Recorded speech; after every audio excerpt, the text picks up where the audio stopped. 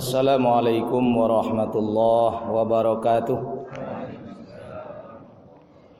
Alhamdulillahirabbil alamin. Wassalatu wassalamu ala asrafil anbiya'i wal mursalin wa ala alihi wa sahbihi rasulillahi ajmain. Asyhadu an la ilaha illallah wahdahu la syarikalah wa asyhadu anna Muhammadan abduhu wa rasuluh la nabiyya ba'da. Qala Allah Ta'ala fi kitabil karim. A'udzu billahi minasyaitonir rajim. Bismillahirrahmanirrahim. Ya ayyuhalladzina amanu taqullaha wal tanzur nafsum ma qaddamat lighad. Wattaqullaha innallaha khabirum bima ta'malun. Shadaqallahul azim. Bapak-bapak, ibu-ibu sidang jamaah subuh rahimakumullah. Kita bersyukur pada Allah Subhanahu wa taala pada pagi hari ini kita bisa bersama-sama melaksanakan sholat subuh berjamaah. Karena memang sholat subuh ini dikatakan oleh Rasulullah SAW termasuk salah satu kegiatan yang paling berat di samping sholat isya. Jadi sholat isya dan sholat subuh itu kegiatan yang paling berat. Sehingga banyak kaum muslimin yang susah untuk melaksanakannya. Alhamdulillah kita bisa bersama-sama pada pagi hari ini untuk datang ke masjid yang kita cintai ini. Salawat dan salam semoga tercurah kepada junjungan kita Nabi besar Muhammad sallallahu alaihi wasallam yang telah meninggalkan untuk kita ad-dinul Islam, yang telah meninggalkan untuk kita pegangan hidup, di mana apabila kita berpegang teguh dengan apa yang beliau tinggalkan, maka kita akan selamat dunia wal akhirah. Pegangan itu adalah Al-Quran dan Sunnah. Bapak dan Ibu yang berbahagia, sekarang ini orang mengatakan kepada kita memasuki tahun baru. Walaupun sebenarnya tahun baru ini bukan tahun barunya kita, kaum muslimin. Tapi walaupun bagaimanapun seluruh kegiatan kehidupan kita hari ini diatur berdasarkan tahun itu. Nah, itu persoalannya. Sehingga kita sebagai kaum muslimin pun harus memperhatikan keadaan itu. Kenapa kita harus memperhatikan waktu? Intinya sebenarnya kita memperhatikan waktu. Walaupun sebenarnya tahun baru kita kaum muslimin, tahun baru Hijriyah. Sekarang kita sudah memasuki tahun 1441 Hijriyah. Apa maknanya Bapak dan Ibu? 1441 itu artinya sudah 1441 tahun yang lalu Rasulullah hijrah. Rasulullah hijrah dari Makkah ke Madinah. Min dari kufrin ila daril Islam. Dari darul kufur menuju darul Islam. Dari negeri yang rusak menuju negeri yang makmur. Dari negeri yang penuh dengan kerusakan, dari negeri yang penuh dengan hambatan menuju negeri yang diatur oleh Islam. Jadi hijrahnya Rasulullah sallallahu alaihi wasallam itu bukan lari seperti sebagaimana kita dengar dari sebagian orang. Jadi hijrahnya Rasulullah dari Makkah ke Madinah itu bukan lari dari orang-orang Quraisy, bukan. Tapi Rasulullah hijrah itu setelah orang-orang Aus dan Khazraj melakukan baiat kepada Rasulullah. Baiat apa yang mereka lakukan? Di dalam sejarah kita kenal dengan sebutan baiatul qital, baiat perang. Apa artinya baiat perang? Orang-orang Aus dan Khazraj menyerahkan buah hatinya kepada Rasulullah, bahwa mereka mencintai Rasulullah itu lebih daripada mereka mencintai diri mereka dan keluarga mereka. Mereka siap hidup dan mati, menyerahkan segala-galanya demi membela Rasulullah. Kalau bahasa kini itu sebenarnya terjadi penyerahan kekuasaan. kepada Rasulullah. Jadi orang-orang Aus dan Khazraj menyerahkan kekuasaan kepada Rasulullah. Sehingga Rasulullah ketika itu menjadi seorang kepala negara. Ketika beliau menjadi seorang kepala negara, beliau masih ada di Makkah. Sementara rakyatnya ada di Madinah. Maka setelah baiat itu Rasulullah memerintahkan seluruh para sahabatnya untuk berhijrah. Bergelombang berganti-ganti. Dan terakhir berangkatlah Rasulullah. Dan Rasulullah ketika itu berangkat di bulan Rabiul Awal. Sementara baiat terjadi di bulan Zulhijjah. Makanya para sahabat ketika menentukan tahun baru kaum muslimin, mereka memulainya dari semenjak hijrahnya Rasulullah. Karena hijrahnya Rasulullah itu sangat penting. Artinya Bapak dan Ibu yang berbahagia, Rasulullah itu seorang kepala negara. Jadi Islam itu punya negara. Ketika Rasulullah wafat, negara itu dilanjutkan oleh para sahabat ridwanullah alaihim. Apa nama negara yang disebut, yang dilanjutkan oleh para sahabat? Mereka digelari dengan sebutan khalifah. Kita mendengar dalam sejarah ada namanya Khalifah Abu Bakar, ada namanya Umar, ada namanya Utsman, ada namanya Ali bin Abi Thalib. Kita kenal dalam sejarah dengan sebutan Khulafaur Rasyidin Al-Mahdiyyin. Para khalifah Rasulullah yang diberi petunjuk oleh Allah Subhanahu wa taala. Kenapa mereka menyebut dirinya khalifah? Karena Rasul mengatakan begini dalam sebuah hadisnya, kanat banu Israila tasusuhumul anbiya. Dahulu Bani Israel itu dipimpin oleh para nabi. Kullama halaka nabi khalafahun nabi. Tatkala wafat seorang nabi, khalafa, diganti oleh nabi yang lain. Nah, begitu Bani Israel dulu Bapak. Ya. Kullama halaka nabi khalafahun nabi. Tatkala wafat seorang nabi, diganti oleh nabi yang lain. Tapi Rasul mengatakan walakin la nabiyya ba'di. Akan tapi tidak ada nabi sesudahku. Jadi tidak ada. Kalau ada orang mengaku nabi sesudah Rasulullah, itulah kacau. Ya. Karena Nabi mengatakan kepada kita, walakin la nabiyya ba'di, tidak ada nabi sesudahku. Yang ada apa? Wasatakunu khulafaun. Itu kata Nabi. Akan ada para khalifah. Fatakthur, dan jumlahnya sangat banyak. Jadi Bapak dan Ibu yang berbahagia, ketika kita ingat tahun Hijriah itu, semenjak tahun ke-12 Hijriah, Abu Bakar As-Siddiq menjadi khalifah. Dan khalifah itu berlangsung ribuan tahun lamanya. Berapa lamanya? Ribuan tahun. Semenjak zaman Abu Bakar As-Siddiq sampai terakhir Sultan Abdul Majid Ats-Tsani. Sultan Abdul Majid yang kedua, itu khalifah terakhir kaum muslimin.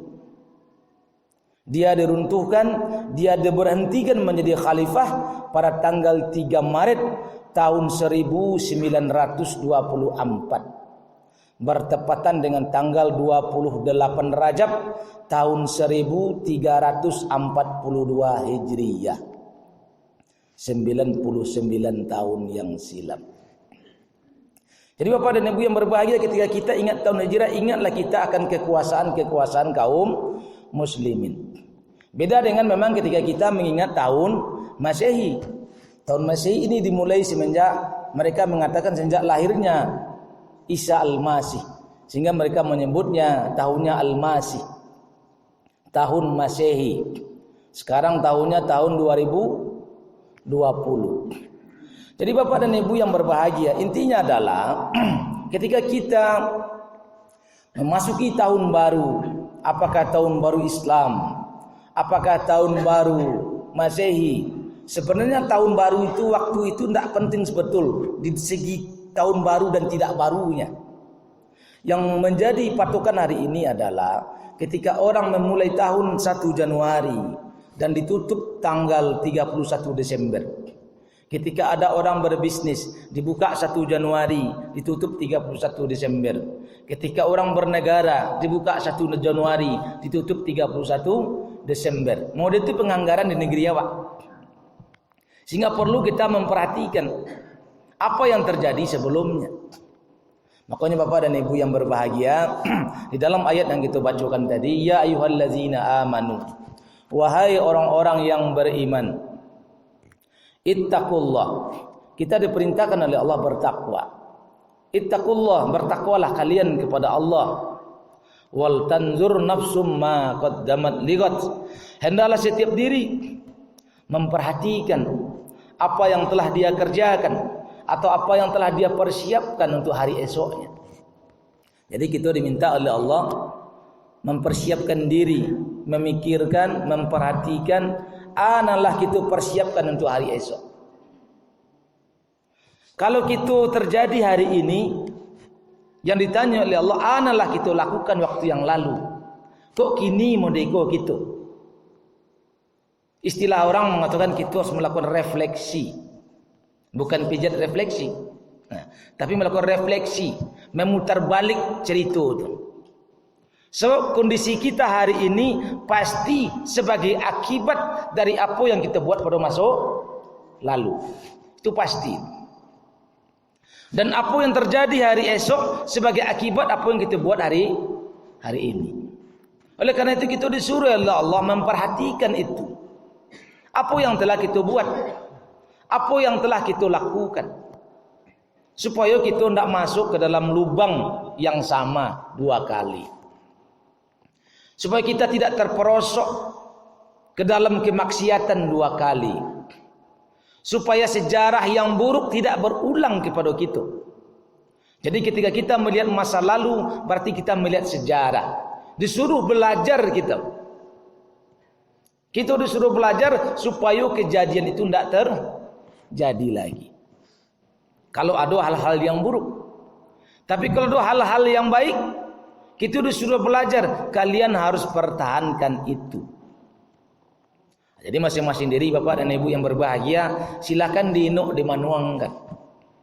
Apa yang lah kita lakukan pada waktu yang lalu. Minimal setahun yang lalu. Apa yang lah kita lakukan? Apa yang telah kita buat? Apa yang telah terjadi kepada kita? Apa yang telah menimpa kita? Itu harus menjadi bahan perhatian kita. Kemudian dari situ kita berkaca, apalah yang harus kita lakukan sehingga hari esok tidak terjadi seperti yang kita alami hari ini. Makanya wal tanzur nafsum ma qaddamat lighad. Kemudian kalimat itu dilanjutkan oleh Allah, wattaqullah. Bertakwalah kalian kepada Allah. Jadi sangat penting kalimat yang seperti itu. Diapit dari dua kata, wattaqullah. Ya. Innallaha khabirum bima ta'malun.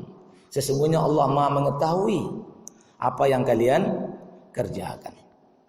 Oleh karena itu Bapak dan Ibu yang berbahagia, kalau kita memperhatikan apa yang terjadi, kalau secara individu Bapak dan Ibu, ya, tentu kita masing-masing yang tahu kondisi kita.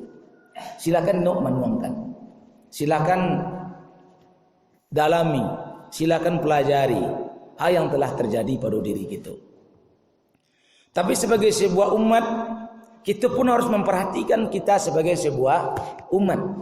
Kita tidak boleh hanya memperhatikan diri kita sendiri saja. Tapi kita harus memperhatikan umat. Kenapa? Karena Allah mengatakan kepada kita di dalam Al-Quran, kuntum khaira ummatin ukhrijat linnas. Kalian adalah sebaik-baiknya umat yang dilahirkan di tengah-tengah manusia. Itu kecil Allah kepada kita. Khaira ummatin ukhrijat linnas ta'muruna bil ma'ruf wa tanhauna 'anil munkar. Dia menyeru kepada yang ma'ruf dan mencegah dari yang munkar. Artinya apa Bapak dan Ibu di sini? Kita sebagai kaum muslimin tidak boleh hanya memperhatikan diri kita saja. Kita pun harus memperhatikan lingkungan kita. Kita harus memperhatikan sanak keluarga kita. Dan kita harus memperhatikan umat kita. Itu harus menjadi perhatian kita. So kalau kita tahu negeri Kamang itu negeri para pejuang, kenapa mereka menjadi pejuang?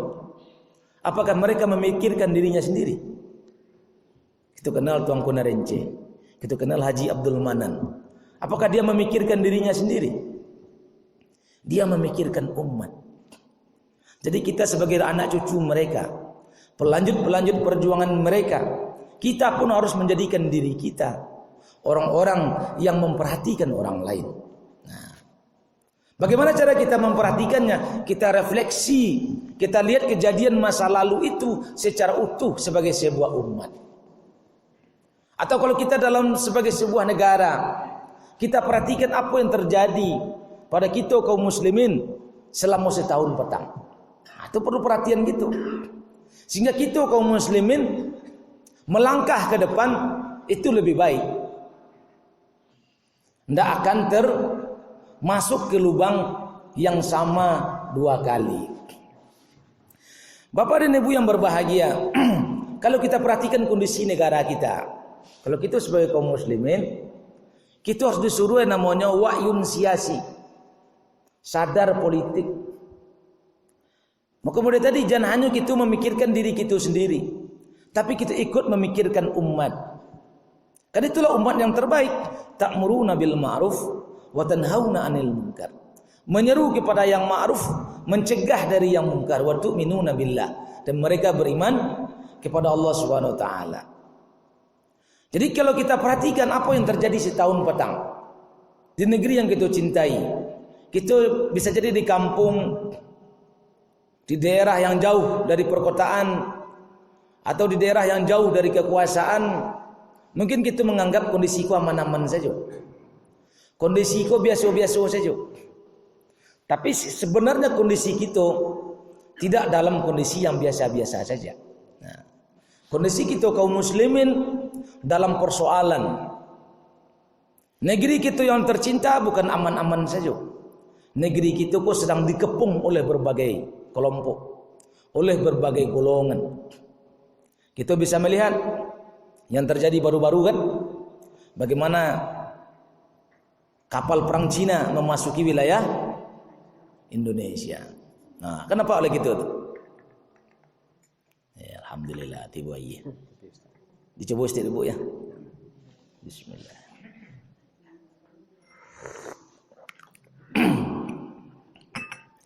Jadi Bapak dan Ibu yang berbahagia, jadi negeri kita yang tercinta kok sedang dikepung,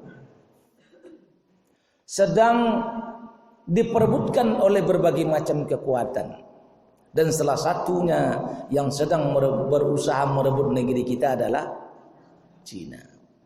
Sadar atau kita tidak sadar, tahu gitu atau tidak tahu, peduli gitu atau tidak peduli, kondisi itu nyata.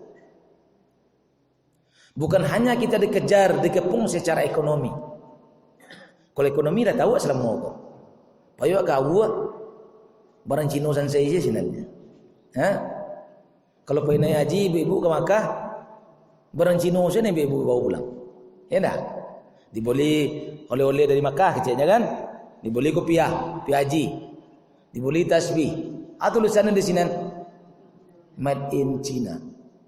Ke Makkah kita belanja barang Cina pula kita beli. Ya. Apa dah kita beli jauh sama saja. Barang Cina, tak barang Makkah kiranya. Ya. Kita beli apa? Made in China. Kita beli apa? Made in China. Memang Cina kondisinya sedang naik.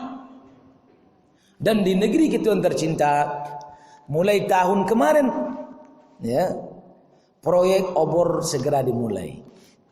Tahu gitu proyek obor? Tahu gitu? Obor itu adalah proyek besar Cina yang dimulai sejak tahun 2012 dan 2013. Ya. Obor.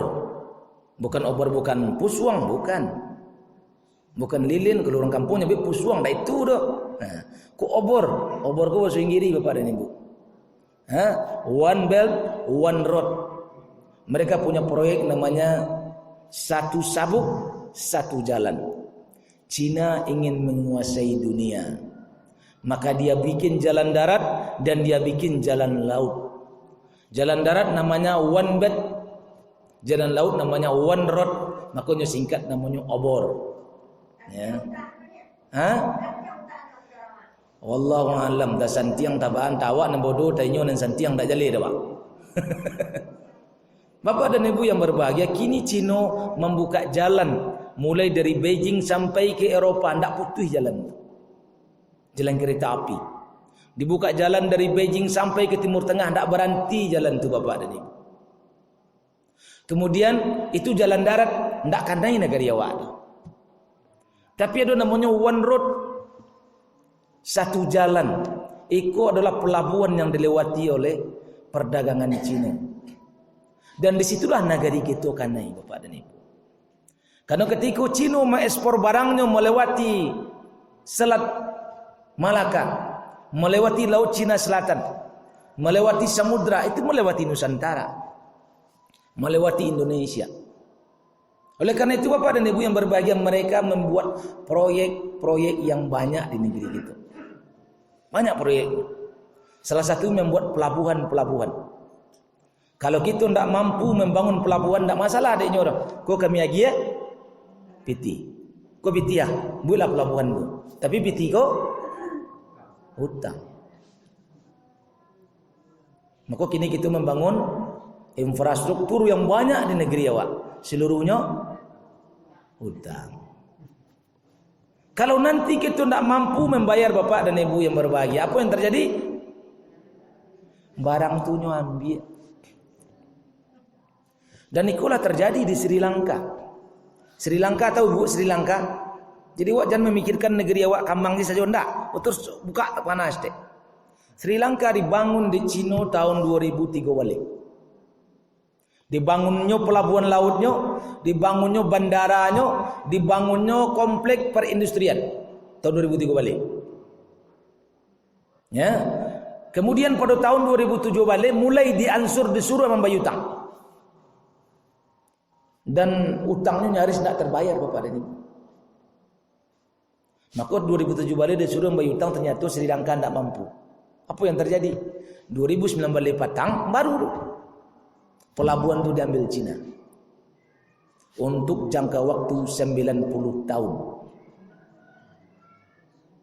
Bandara diambil Pakistan karena tidak mampu bayar. Baik itu nanti kondisi negara Bapak dan Ibu yang berbahaya.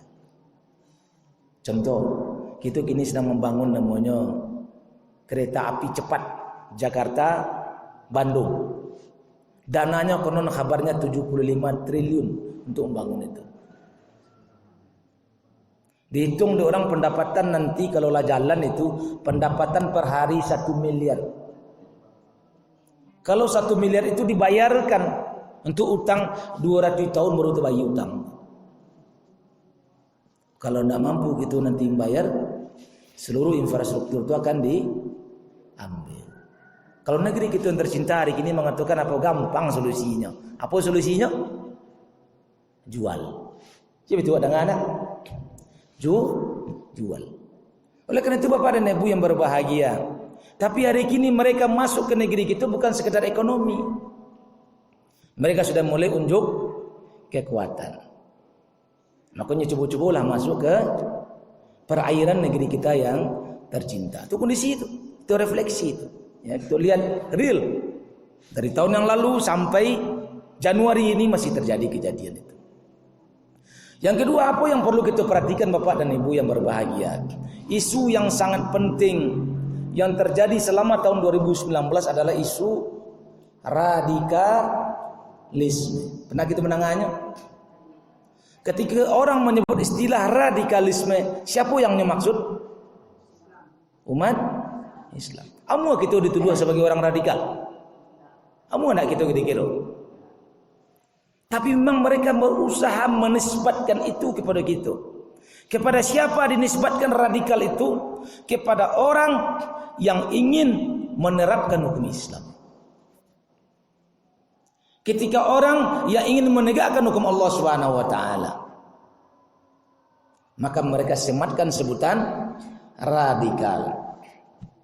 Kalau di zaman Soeharto dulu tahun 80-an sebutannya fundamentalis. Tahun 80-an sebutannya kawa itu Orang-orang yang ingin menegakkan Islam disebut kaum fundamentalis. Kalau kini orang-orangnya disebut kaum radikal. Awak ketika mendengar itu tak kajui awak. Radikal deng gue.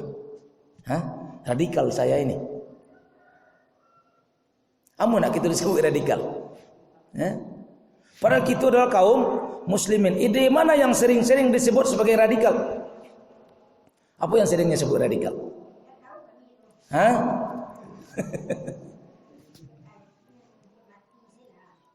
Ikut untuk mati ke, untuk hidup yang dipakai.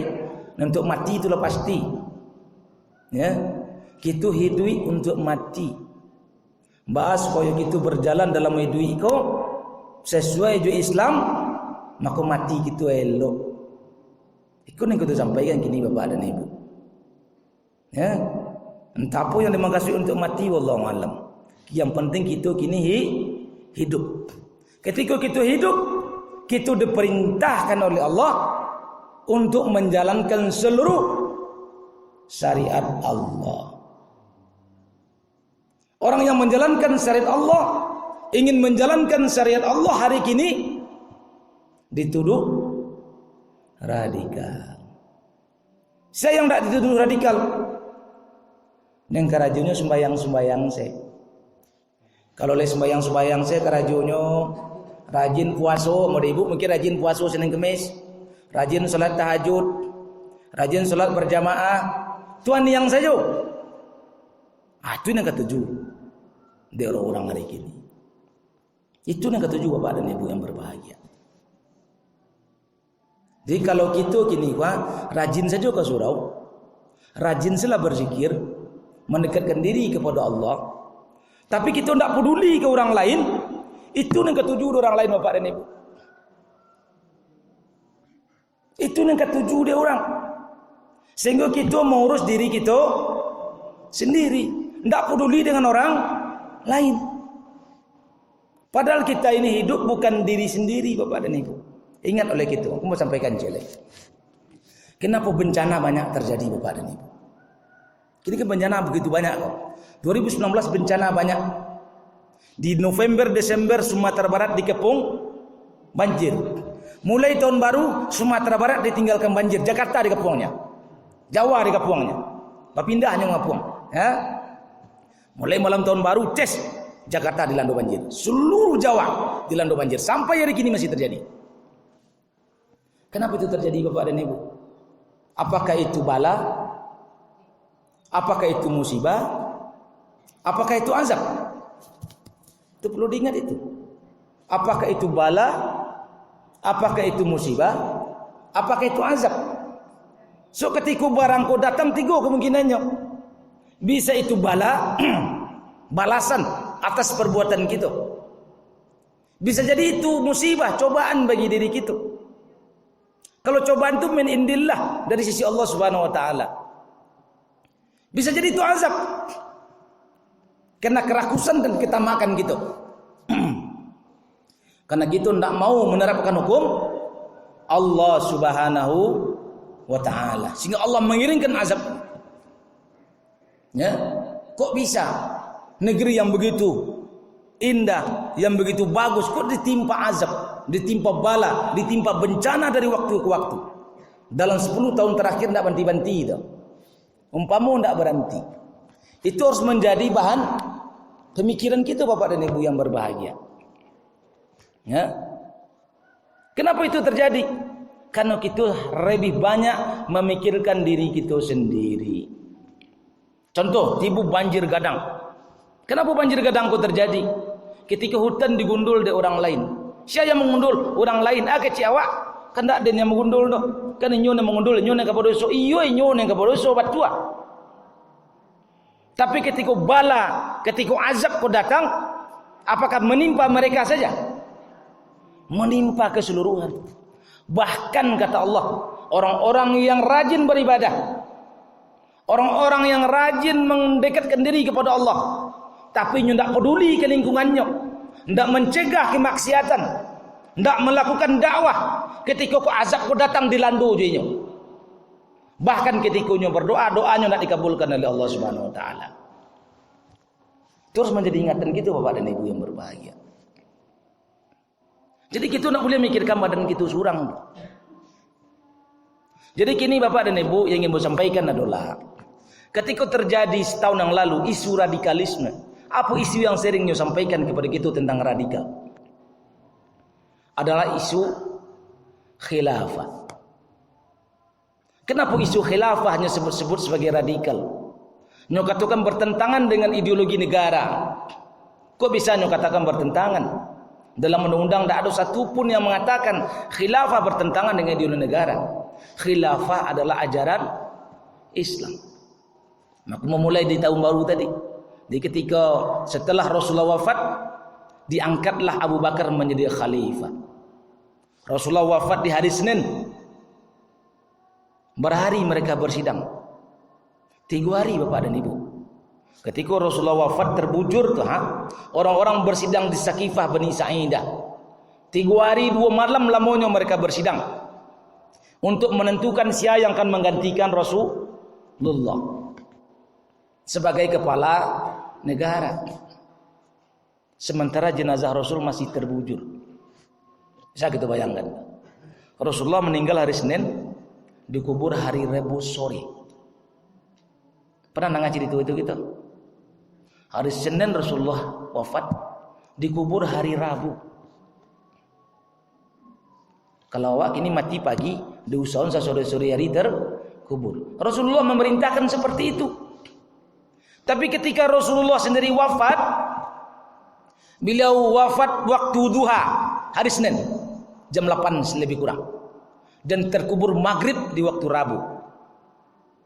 3 hari 2 malamnya. Kenapa? Karena mereka memikirkan urusan umat. Mereka bersidang di Sakifah Bani Sa'idah, kaum Ansor dan kaum Muhajirin. Kaum Muhajirin diwakili 3 orang saja, Abu Bakar As-Siddiq, Umar bin Khattab dan Abu Ubaidah. 3 orang. Berarti kaum Muhajirin berarti apa? Ada di sekitar jenazah Rasul. Tapi mereka tidak menguburkan jenazah Rasul sampai ada keputusan di Sakifah Bani Sa'idah. Bahkan kalau kita lihat rapatnya itu luar biasa Bapak dan Ibu. Sampai mereka mencabut pedang. Sampai orang-orang Ansor mengatakan, wahai orang Muhajirin, bagi kalian seorang amir, bagi kami seorang amir. Mulai besok kami usir kalian dari Madinah. Sampai begitu Bapak dan Ibu yang berbahagia.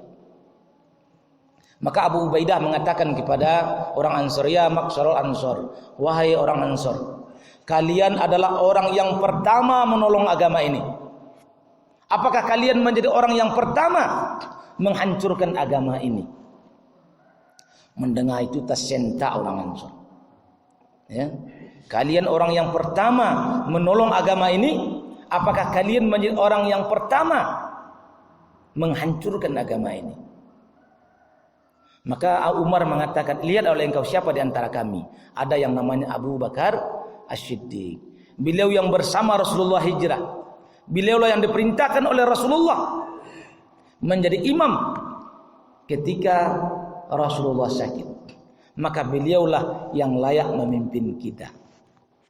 Akhirnya orang-orang di Sakifah Bani Sa'idah membaiat Abu Bakar As-Siddiq menjadi khalifah. Kemudian pada sore harinya umat berbondong-bondong membaiat Abu Bakar Siddiq. Setelah itu baru jenazah Rasul dikuburkan. Jadi khilafah itu penting Bapak dan Ibu. Ini peristiwa penting, hal yang sangat penting yang akan menimpa kaum muslimin. Dan masuknya Islam ke negeri yang kita cintai ini pun berkat khilafah.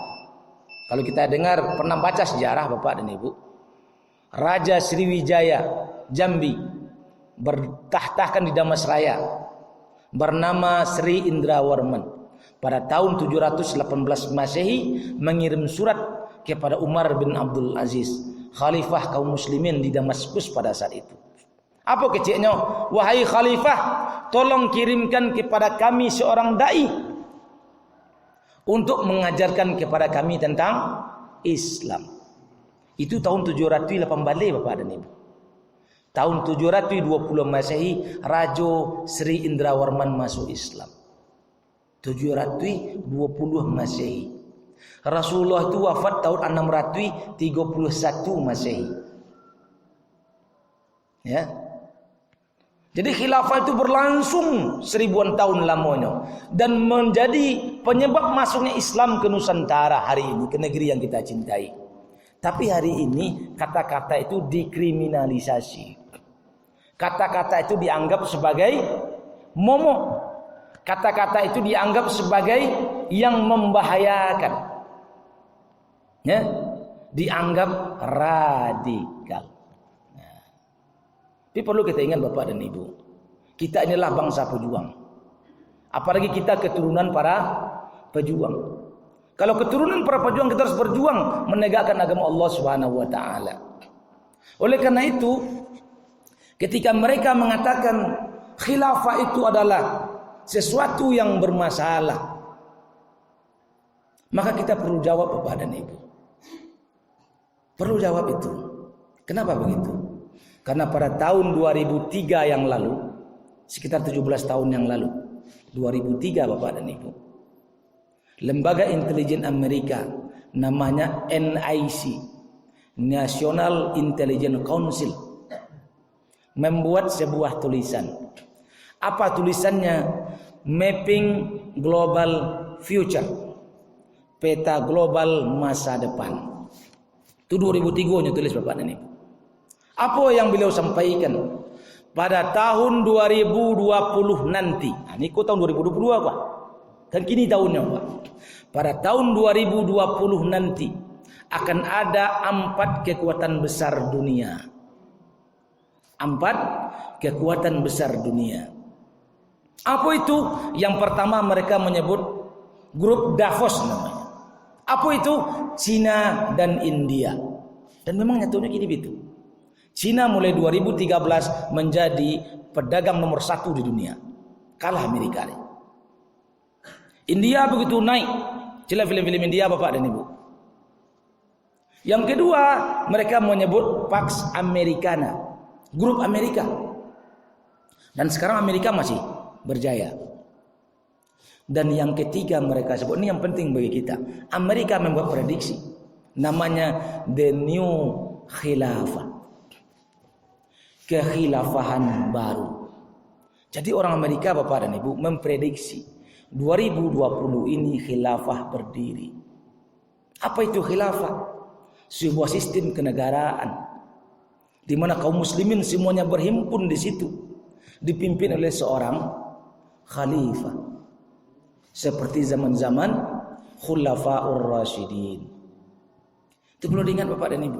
Apakah itu mungkin orang kafir percaya akan datangnya itu? Tapi kita kaum muslimin tidak tahu kondisi itu. Nah, itu jadi persoalan. Ya. Orang kafir tahu kondisi itu. Kita kebanyakan kaum muslimin apa itu? Apa itu? Ya, tidak tahu gitu. Maka kini dah kita tahu. Kenapa? Jangan sampai nanti kita tak kaji. Kok barang ku adu nanti jangan sampai tak kaji gitu. Kok adu nanti adalah hati gitu. Ustaz Jamal lah pernah menyampaikan. Lah tahu apa yang terjadi. Ya. Perlu Bapak dan Ibu ketahui Rasulullah SAW menyampaikan kepada kita ada 5 periode yang akan dihadapi oleh kaum muslimin. Ada 5 periode. Kata Nabi, takunun nubuwah fikum masyaallah antakun. Akan datang kepada kalian masa kenabian jika Allah berkehendak mengadakan masa itu.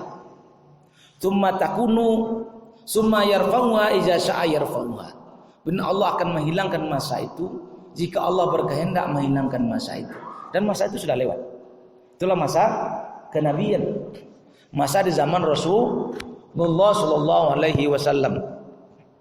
Kemudian setelah itu Bapak dan Ibu yang berbahagia, summa takunu khilafatun ala minhajin nubuwah. Akan datang masa khilafah atas manhaj kenabian. Dan masa itu pun akan dihilangkan oleh Allah jika Allah berkehendak menghilangkan. Masa itu pun sudah lewat. Itulah masa Abu Bakar, Umar, Utsman dan Ali.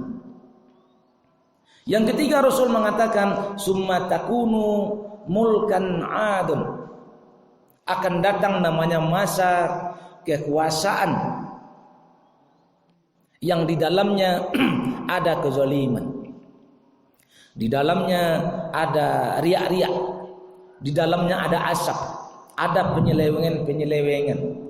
Walaupun secara umum dia masih mengatur sistem Islam. Dan Rasul mengatakan summa yarfa'uha iza sya'a ayyarfa'aha. Kemudian masa itu akan hilang ketika Allah berkehendak menghilangkan masa itu. Masa sejak kapan itu? Sejak zaman Bani Umayyah tahun ke-30 Hijriyah, ya, sampai akhir tahun 1342 Hijriyah, berlangsung lebih kurang 1300 tahun lamanya. Setelah itu Rasul mengatakan summa takunu mulkan jabriyatan, akan datang kekuasaan kediktatoran. Di setelah masa mulkan adon datang mulkan jabriyatan, kekuasaan kediktatoran. Pada waktu itu hukum Allah tidak bisa kita laksanakan kecuali yang berurusan dengan individu-individu gitu, kecuali berurusan dengan pribadi-pribadi gitu. Sembahyang masih bisa, zakat masih bisa, puasa masih bisa, naik haji masih bisa. Tapi yang lain, hukum Allah yang lain tidak bisa kita laksanakan. Hari ini kita ingin menjalankan ekonomi syariah susah.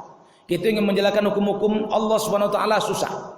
Dihalangi, dihambat, bahkan dituduh sebagai radikal. Tapi ingat Bapak dan Ibu yang berbahagia, kapan masanya? Ya sekaranglah masanya. Mulkan jabriyatan itu mulai dari tahun 1924 sampai sekarang sudah berlangsung 96 tahun lamanya. Tapi perlu diingat Bapak dan Ibu, setelah masa ini Rasul mengatakan summa takunu khilafatan ala minhajin nubuwah, akan datang masa khilafah atas manhaj kenabian. Jadi masuk itu Bapak dan Ibu, kalau kita sering mendengar ceramah akhir zaman, bahwa zaman akan berakhir, belum lagi Bapak dan Ibu yang berbahagia. Zaman itu akan berakhir setelah khilafah berdiri. Karena Rasul mengatakan begitu. Setelah masa ini akan muncul masa khilafah atas manhaj kenabian, metode kenabian. Jadi kita Bapak dan Ibu sebentar lagi insyaallah kehidupan kita akan diatur oleh Islam. Hukum-hukum Islam akan berlaku di seluruh aspek kehidupan. Tapi pasti ingat, orang-orang kafir pasti tidak suka. Orang-orang kafir pasti benci dengan hal yang demikian.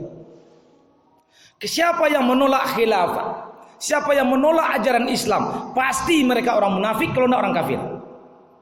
Itu saja Bapak dan Ibu yang berbahagia. Siapa yang tidak setuju diterapkannya syariat Islam pasti munafik atau kafir. Itu pasti. Jangan sampai gitu ngaku Islam, ngaku beriman kepada Allah Subhanahu wa taala, menolak satu ajaran Allah Subhanahu wa taala.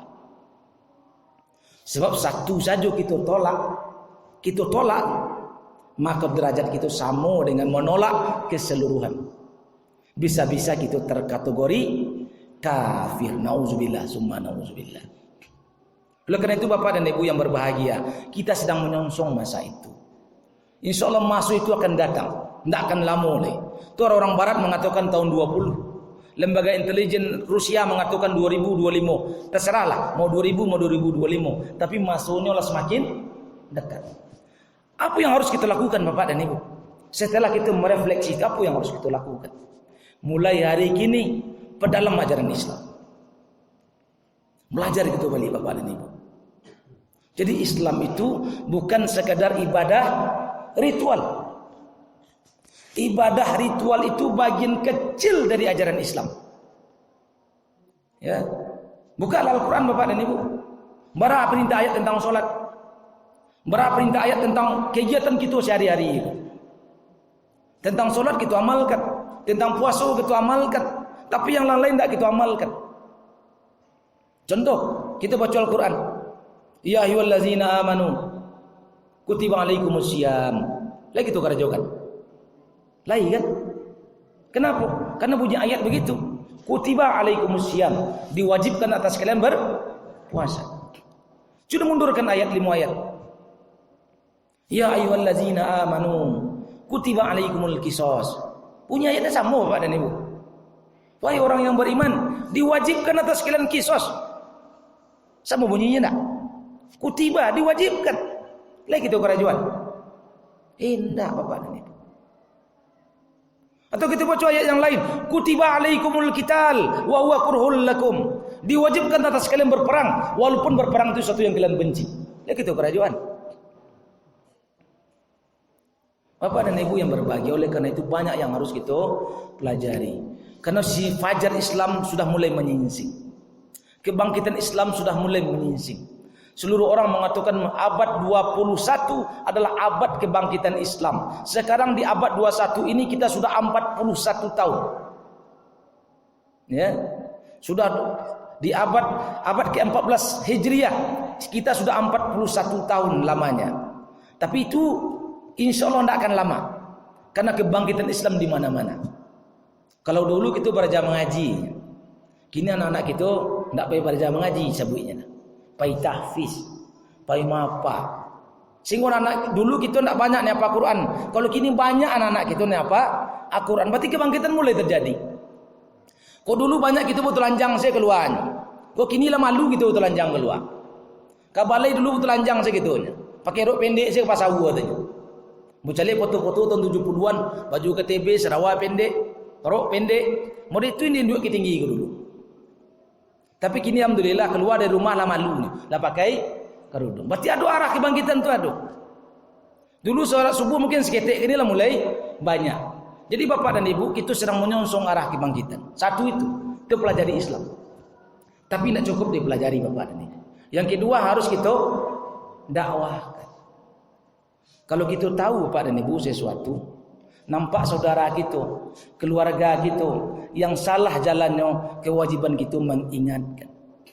Jangan mau dikau kita kecian, urusan pajak surang salah, yang penting dia pergi sembahyang. Jangan mau itu. Karena kini kau masuk nunda itu loh. Karena umat terbaik itu umat yang saling ingat, mengingatkan. Bukan umat yang memikirkan badannya surang. Nah, balik kita ke awal tadi itu. Ya, maka mulai hari ini saling ingat mengingatkanlah sama kita. Kok ini subuh berjamaah, kok lakinya yang pergi ke surau, pulang dah siku ajai bininya di rumah. Kok bininya yang pergi ke surau, tiba rumah ajai lakinya di rumah. Harus model itu. Kalau anaknya tak pergi ke surau, ajai anaknya. Nah, kalau acalik kini anak kan tak berani ke surau. Kok kini camat sebanyaknya pak? Ya nak? Atau tak do nak mudo di Pekan Senayan kok? Tak do. Banyak. Banyak. Tapi kalau kini remaja senja saja banyak.